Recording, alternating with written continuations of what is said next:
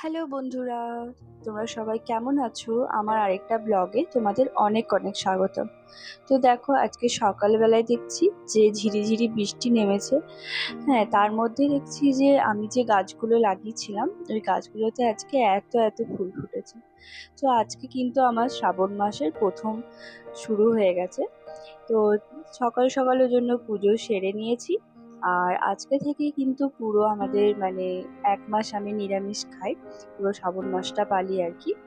আর সকালবেলায় পুজো দেওয়ার পরে সুনিকাকে ব্রেকফাস্ট করিয়ে তারপরে কিন্তু আমরা ব্রেকফাস্ট করতে চলে গেছিলাম আর কি। তো শ্রীনিকার ব্রেকফাস্টে আজকে ছিল রাগি ফ্লাওয়ারের সাথে কলা মিক্সড করে ওকে দিয়েছিলাম আর কি। তো এটা খেতে কিন্তু ও ভালোবাসে, ছোট থেকে এটা আমি ওকে খাওয়াচ্ছি এখনো পর্যন্ত। তো এটা কিন্তু ও সকালবেলায় খুব সুন্দর করে খায়। তো আর এরপরে কিন্তু আমাদের ব্রেকফাস্টের সব রেডি করতে চলে গেছিলাম। তো সকালবেলায় ফার্স্টে আমি দুধটা গরম করে নিয়েছিলাম। তো আমরা এই আমুলের যে কাউ মিল্কটা আছে ওটাই নিয়ে আসি, শ্রীনিকাকেও ওটাই দিই আর আমরাও কিন্তু ওটাই খাই। তো আজকে যেহেতু একটু আমার সকালবেলায় কাজ ছিল বেশি, ওই জন্য কিন্তু ব্রেকফাস্টে সেরকম কিছু বানাতে পারিনি। তো ওই জন্য সকালবেলায় মুসলি খেয়ে নিয়েছিলাম। তো মুসলিটা দুধের সাথে আমি ভিজিয়ে রেখেছিলাম, আর মুসলি কিন্তু একটু আগে একটু ভিজিয়ে রাখলে ভালো খেতে লাগে, মানে ভালো সবটা ভালো ভেজে আর খেতেও ভালো লাগে আর কি। তো এদিকে হালকা গরম দুধের সাথে আমি এটা ভিজিয়ে রেখেছিলাম কিছুক্ষণের জন্য। তো তারপরে কিন্তু ওদিকে এটা 2 মিনিট ভেজালেই এনাফ। তো তারপরে হচ্ছে আমি যে আজকে ডাল করব, তো আজকে অড়হর ডাল করব আর কি। তো ওই অড়হর ডালটা একটু ভিজিয়ে রেখে দিচ্ছি। একটু ডাল ভিজিয়ে রাখলে পরে কি ভালো রান্নাটা হয়, মানে সেদ্ধটা ভালো হয় আর কি।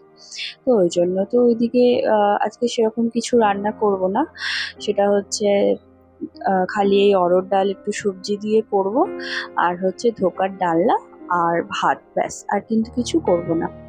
তো এই দেখো, এটা কিন্তু ভিজে গেছে বেশ ভালো মতো, দেখতেই পাচ্ছ। তো ব্যাস এটাই ব্রেকফাস্ট করে নেবো। আর তারপরে কিন্তু স্নিকাকে একটু ফল কেটে দিয়েছিলাম। তো এটা হচ্ছে ড্রাগন ফ্রুট।